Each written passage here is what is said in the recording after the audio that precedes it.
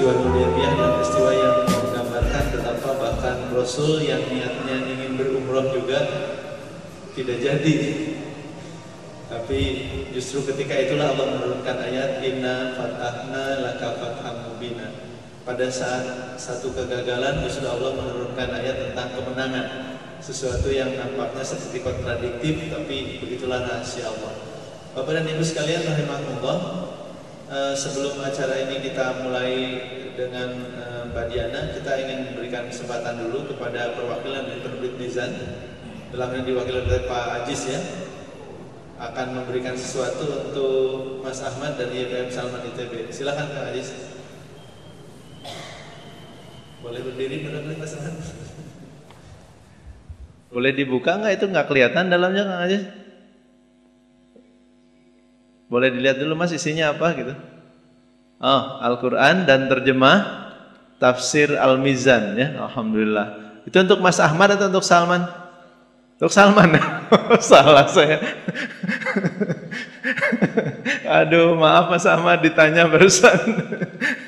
Jadi untuk Salman ya Kang Ajis ya. Nanti tinggal satu lagi untuk Pak Ahmadnya. Alhamdulillahirabbil alamin. Hadirin rahimakumullah, Bapak dan Ibu sekalian, berbahagia sekali pagi hari ini saya bisa bersama-sama kembali dalam Salman Spiritual Weekend. Akan berbagi dengan Mbak Diana yang dengan siapa hadir Mbak? Punten, ini mic-nya boleh dipegang dulu. Dengan siapa hadir pagi ini?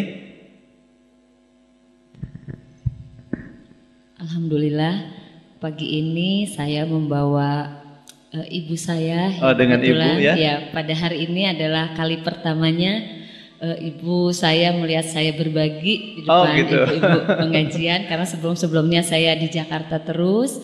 Kemudian ada uak saya, ada saudara saya serta tante saya, beserta adiknya Abi, Davin. Ada Davin. Davin ya. Mau di depan? Enggak ya, enak di situ. Ya alhamdulillah. Ibu dan Bapak sekalian, ada sebuah buku judulnya Incredible Coincidence. Jadi ada sekitar, ini dicatat oleh penulis buku ini 136 peristiwa di dunia, kebetulan-kebetulan yang menakjubkan. Jadi kebetulan sekali gitu. Dan itu luar biasa. Akhirnya kesimpulannya nggak ada yang kebetulan, karena pasti ada yang mengatur gitu. Tidak mungkin semua itu kebetulan. Beberapa hari yang lalu saya pergi ke Pulau Bali Bu ya. Di sebuah koran hari Rabu tanggal 9 April, subhanallah, ini ada berita seorang ibu melahirkan anak ke-21 dan lahirnya semuanya normal. Dan katanya bersiap-siap untuk yang ke-22. Luar biasa. Jadi ini pasti juga sesuatu yang Allah memberikan rahasia. Di saat orang takut punya anak, ini ada ibu anaknya 21 dan semuanya lahir normal. Meskipun anak yang ke-12 lahirnya di beca gitu. Karena kondisinya sudah sangat berat, kemudian beliau melahirkan di beca. Di koran yang sama ada tulisan tentang seorang yang menerima donor ginjal, donor jantung, ya, donor jantung dari seorang laki-laki mendapat donor jantung dari seseorang laki-laki. Laki-laki yang menjadi pendonornya itu bunuh diri, tapi sebelum dia mati betulan gitu, jantungnya bisa diambil dan didonorkan. Yang menerima donor kemudian sesudah peristiwa itu berlalu beberapa waktu mencari mana keluarga pendonor gitu. Dia ketemu dengan istri dan anak-anak dari pemberi donor jantung. Dan apa yang terjadi kemudian? Akhirnya mereka menikah. Si laki-laki ini menikahi wanita yang suaminya bunuh diri. Tapi setelah pernikahan itu terjadi beberapa lama, orang yang menerima donor ini juga kemudian bunuh diri juga. Kenapa itu? Katanya ada ingatan yang kolektif ya dari jantungnya, jadi ke bawah terus itu katanya. Jadi dunia ini penuh dengan peristiwa-peristiwa yang luar biasa, termasuk yang negatif ataupun yang positif. Sebelum saya menerima buku Sedekah Cinta, saya juga menerima buku Luka Cinta Andrea. Itu buku tentang ibu yang membunuh 5 orang anaknya di Texas di Amerika. Ketika menerima buku itu, saya kemudian pergi ke luar daerah juga. Ketika saya sedang baca buku itu, Ada berita di koran seorang ibu di Bekasi dan kemudian di Pekalongan yang melakukan hal yang sama. Ya. Ketika kemudian Kang Ajis, Kang Aga mengirimkan buku Sedekah Cinta dari kisah Mbak Diana dan kakaknya Davin, ya.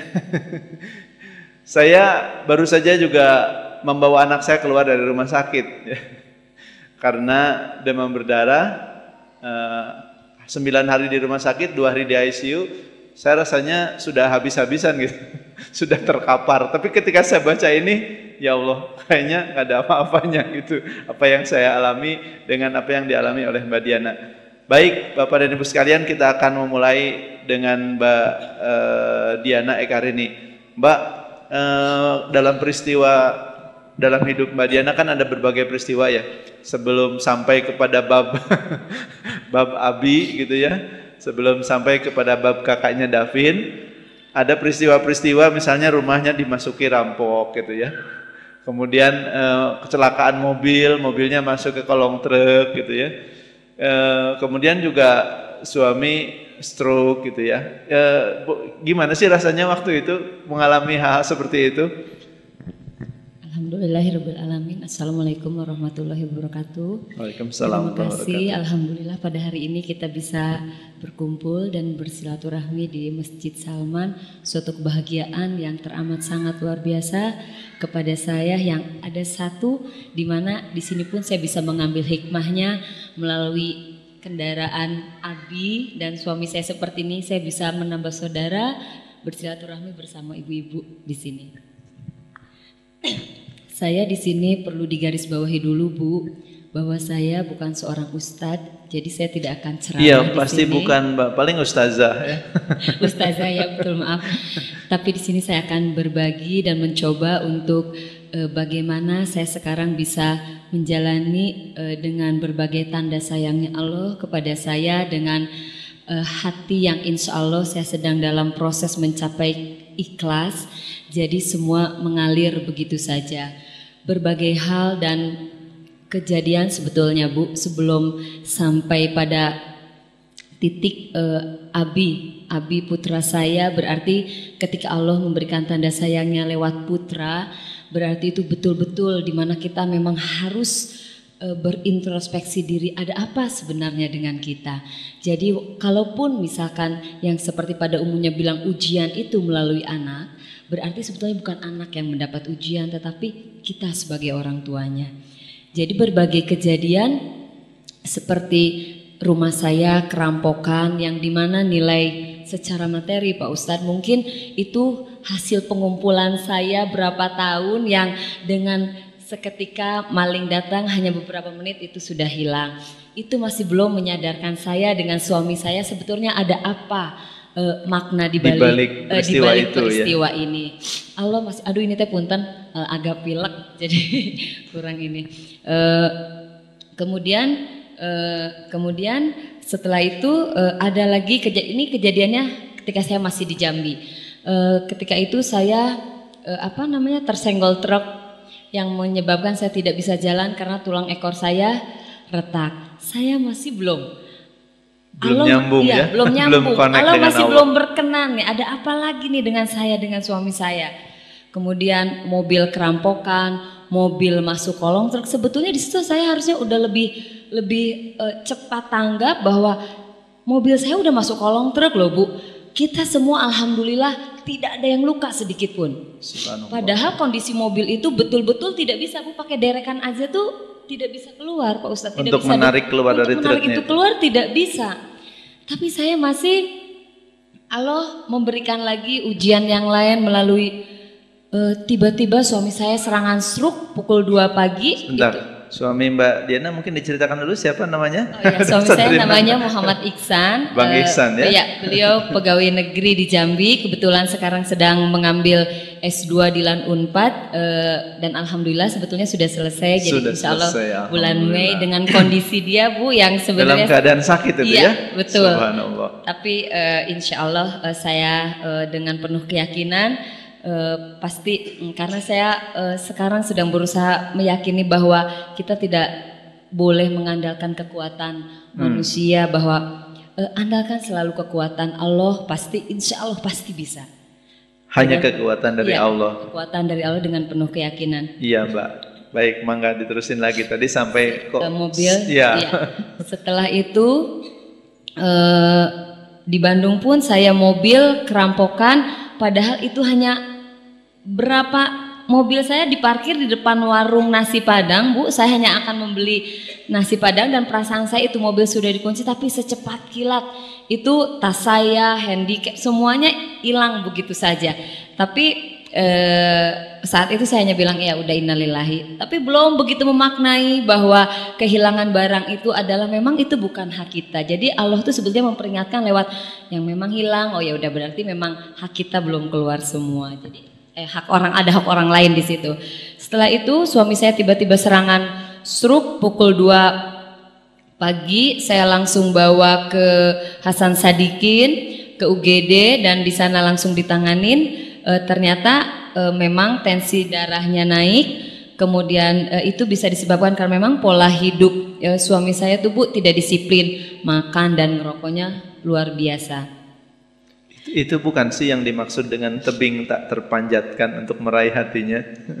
Ya, karena mungkin sebetulnya kalau saya ceritakan, Bu, bagaimana saya dengan suami saya itu sangat umum sekali, bahwa dalam berumah tangga itu selalu aja ada perbedaan yang ketika kita bisa menyikapinya sebetulnya itu adalah hikmah juga, Pak Ustadz. Cuma waktu itu dan kalaupun saya ceritakan di dalam buku, Bu, itu nggak akan habis 200 lembar tentang suami saya saja.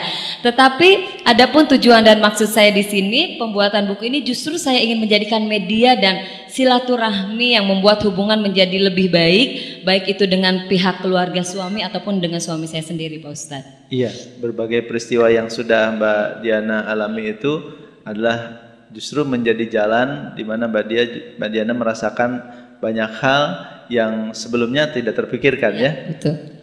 Semua kalau kita ikuti kisah hidupnya, katanya Bu banyak yang berkomentar kayak di sinetron gitu. Cuma bedanya kata Mbak Diana, kalau di sinetron artisnya tahu ujung ceritanya gitu ya. Kalau Mbak Diana udah tahu ujung cerita? Ya itu tadi, makanya kalau kita sebagai aktris sinetron tuh enak ya, Bu, ya, tahu sutradara mengarahkan apa, sebelum selesai pun dia udah tahu endingnya akan seperti apa. Tapi kan kita tidak pernah tahu, Bu, ujungnya kita akan seperti apa, karena Sang Maha Sutradara memang punya rahasia. Iya. Baik, ibu-ibu dan bapak-bapak, sahabat-sahabat sekalian rahimakumullah, nanti akan ada waktunya Mas Ahmad Nuruddin akan memberikan guidance kepada kita tentang bagaimana menyikapinya atau membantu kita menyikapi dan mengambil penjelasan tentang apa yang terjadi di balik berbagai peristiwa itu. Tapi kita akan tetap berbincang dulu dengan Mbak Diana tentang berbagai hal. Tadi yang pertama sudah kita ikuti introduction, ya, tentang beberapa hal yang diawali. Mbak Diana ini dulunya pramugari, ya Mbak, ya?